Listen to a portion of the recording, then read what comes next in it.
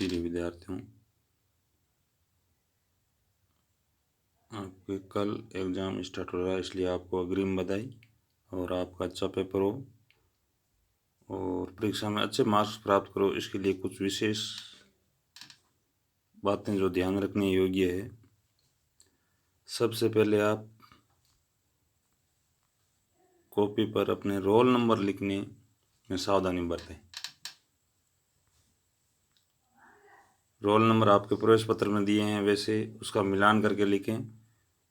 सबसे पहले इन फिगर्स अंकों में अपने प्रवेश पत्र में लिखें, उसी हिसाब से लिखें। नीचे इन वर्ड्स आप हिंदी में भी लिख सकते हो, इंग्लिश में भी लिख सकते हो, अंग्रेजी में आपके प्रवेश पत्र पर लिखे हुए हैं।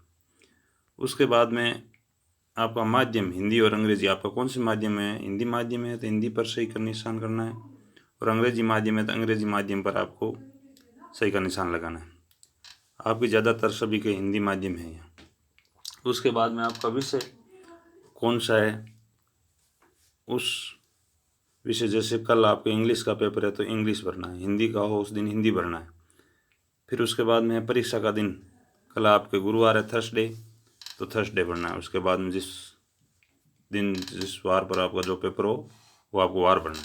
फिर उसके बाद में दिनांक, कल आपके दिनांक 31/3/2022, तो वो दिनांक लिखनी है। जिस दिन आपका जिस दिनांक को पेपर हो वो दिनांक भरनी है।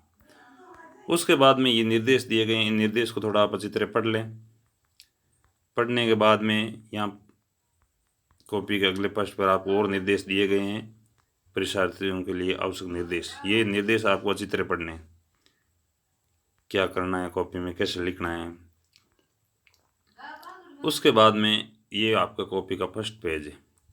इस पेज पर आपको पेपर को हल करना शुरू करना है। अब आपके पेपर के जैसे जैसे सेक्शन है, सेक्शन ए बी सी, भाग जिसको कहते हैं अपन, भाग ए बे से दे हैं, उस भाग को लेना, पहले भाग को। अब ज़्यादा अच्छे नंबर प्राप्त करने के लिए आपको सबसे पहले जो प्रश्न आपको अच्छी तरह से आते हैं वो प्रश्न यहाँ से शुरू करने हैं। जरूरी नहीं है आपका पहले प्रश्न यहाँ शुरू करना, आपको नहीं आता तो पहला, दूसरा, तीसरा, चौथा, पांचवा, ऐसे क्रम से करने की कोई जरूरत नहीं है। आपको पहले जैसे 7वां प्रश्न आता है तो यहाँ 7 नंबर लगा के यहाँ प्रश्न संख्या, इस जो कॉलम देख रहे हो इस कॉलम में आपको प्रश्न संख्या लिखनी है, और आगे वाला जो परीक्षक द्वारा प्रदत्त अंक है वो अंक आपको नंबर देंगे, जो कॉपी चेक करेगा वो नंबर देगा, इसलिए उस कॉलम को आप खाली छोड़ना है।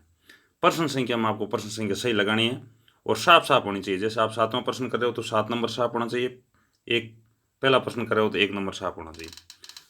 तो आपको प्रश्न, आप पहले पृष्ठ पर वही प्रश्न करना जो आपको अच्छी तरह से आता है, ताकि जांचने वाले पर आपका प्रभाव पड़े कि बच्चे को अच्छी तरह से याद है और बच्चा अच्छा है, इंटेलिजेंट है। तो इस हिसाब से आपको प्रश्न करने हैं।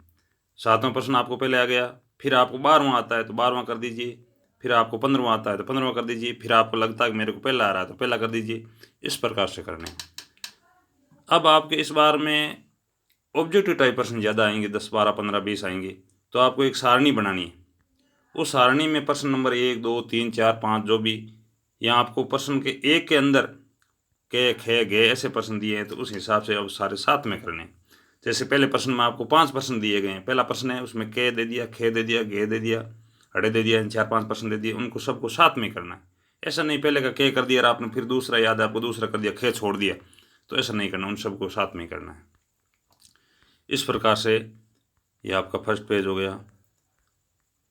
कॉपी में किसी प्रकार की काट छांट नहीं करनी। परीक्षक पर सबसे ज़्यादा प्रभाव पड़ता है आपके लिखआउट का पड़ता है, तो आप लिखआउट में अच्छी तरह साफ साफ अक्षर लिखें जो भी लिखते हो। उसके बाद में आपको जैसे जैसे प्रश्न है, प्रश्न संख्या लगाते जाइए, आप उत्तर लिखते जाइए।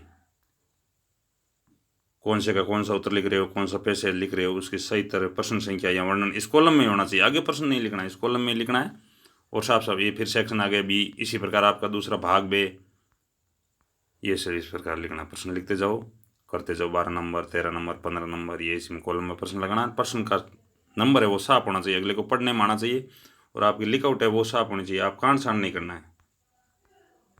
काट छांट करोगे उसमें आपके नंबर, यदि आपका उत्तर सही है तो भी उसमें मार्क्स कम आते हैं, इसलिए काट छांट बिल्कुल कम करनी है, प्रश्न करते जाने हैं। प्रश्न करने के बाद जैसे आपके 25 या 24 प्रश्न हैं, ये इसमें जैसे 23 है, ये 24 आ गया। ये 24 के देखो ए ओ बी सी इसने साथ साथ में किए हैं, फिर 25 के किए हैं। ये 26 के किए हैं। इस प्रकार से ये प्रश्न करते करते लास्ट में आपके जब कॉपी का पूरा प्रश्न हो जाए तो उसके बाद में आपको फिनिश, जैसे इसने लिखा इंग्लिश में फिनिश, आपको समाप्त लिखना है। समाप्त लिख या फिनिश जो भी लिखो, उसके बाद में लास्ट में जो कॉपी के पेज बचते हैं इस प्रकार की लाइन खींचनी है, तिरछी लाइन। जितने भी पेज आपके खाली बचते हैं उन सब पर ये लाइन खींचनी है। समाप्त लिख दिया, प्रश्न हो गया आपको प्रश्न पेपर पूरा होने के बाद समाप्त लिख दिया या फिनिश लिख दिया, उसके बाद में इस प्रकार की तिरछी लाइनें, जितने भी पेज खाली बचते हैं उस पर तिरछी लाइनें लिखनी। यहाँ गणित वगैरह है तो उसमें रफ कार्य ऊपर नाम रफ लिख के, रफ वर्क उस पर लिखा भी आएगा, और रफ कार्य करना है, फिर उसको लास्ट में इस लाइन से काट देना है। इस प्रकार से आपको बड़े आत्मविश्वास के साथ इस पेपर को हल करना है। जाते ही घबराना नहीं है, ऐसा नहीं पेपर देख के आप घबरा जाओ, घबराना नहीं बिल्कुल ही, और अच्छी तरह से इस पेपर को आपको हल करना है। और आत्मविश्वास के साथ करोगे तो आपको मार्क्स भी अच्छे प्राप्त होंगे। और लिखआउट का विषय ध्यान रखना है, और फर्स्ट पेज है जो इन पर आपको जो अच्छी तरह से आते हैं आपको प्रश्न, उन प्रश्नों को हल करना है। उसके बाद में आप जितने जो से होते हैं उन प्रश्नों को हल करना है, जिससे आप अच्छे मार्क्स प्राप्त कर सको। सभी विद्यार्थियों को अग्रिम शुभकामनाएं। धन्यवाद।